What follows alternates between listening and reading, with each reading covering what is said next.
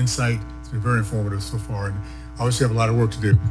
The Biden administration has failed to address, let alone acknowledge, the crisis of our border, our southern border, as has been spoken today and talked about, has led to shutdowns of essential rail crossings, threatening billions in cross-border rail traffic commerce that fuels our economy.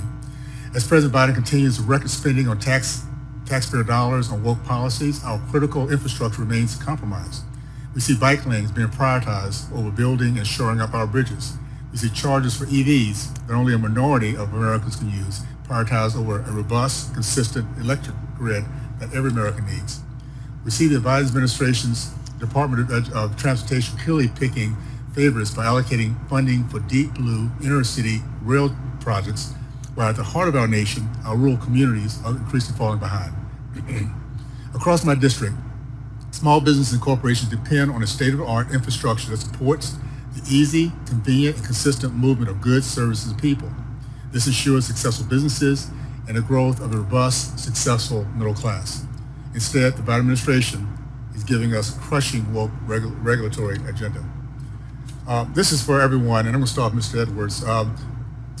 Each year, 32,000 CBP officers provide trade enforcement at 328 ports of entry, processing more than 24 million containers by sea, truck, and rail. In Utah, we're innovating to execute a bold vision of an inland port authority. As this committee and transportation industry looks at modernizing the way we trade, how do inland ports fit the objective to improve trade, minimize supply chain bottlenecks, and hold China accountable? Mr. Edwards, we'll start off please with you. To be clear, Congressman, your question was how do inland ports assist in the process? So at the Port of Virginia, we operate two inland ports, one in Richmond and one in Front Royal in northern Washington, and we are looking at a further one in Southwest Virginia. The way it helps with supply chain is the speed with which we move the goods through the seaport. So we're taking them away from the largest nodal point. The cargo is moving through the largest nodal point as fast as we can, and then it can move in bond, and then allows for CBP to do their work at a further inland location. That still requires that cargo to go through screening because it is coming into the United States at first port of entry, so it will be screened at the first location from a safety perspective. But it is the fluidity that it provides into the supply chain is where the benefit is. Okay, thank you. Ms. Miller? Yeah, on the intermodal ports issue, there are a lot of small inland ports in Washington State that very much want to be that facility, but we have to understand the market for that and how that works in terms of moving freight nationally.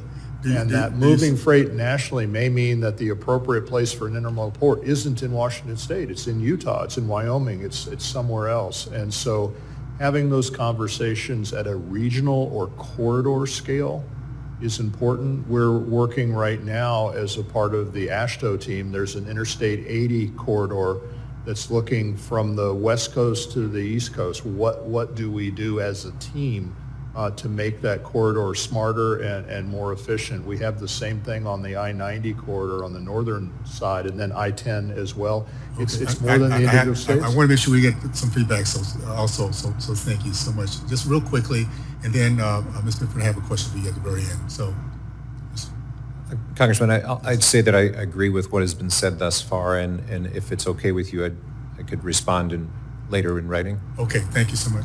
Ms. Benford, as you know, last month, the Federal Highway Administration released a final ruling requiring states to set new standards of acceptable greenhouse gas emissions on the national highway system. Aside from the fact that this administration does not have the legal authority to implement a greenhouse gas performance measure, rural communities in my district have raised concerns that small municipalities cannot replace commuter traffic, auto traffic, and reduce carbon emissions with new subways or rapid transit bus systems. Do you share any of these concerns about the demands made on these type of environment, these type of communities? Yes, I think I would share all the concerns that you just said. Being a rural community, again, I mentioned earlier that we emit less carbon dioxide emissions than many other states, and so for us to follow those rules and decrease our emissions we are afraid what that would look like to our transportation system and what kind of projects may not come out because of that. Well, I look forward to working with you on that because we're having the very same concerns, and across the country, rural communities were doing the same. So thank you so much. Appreciate it.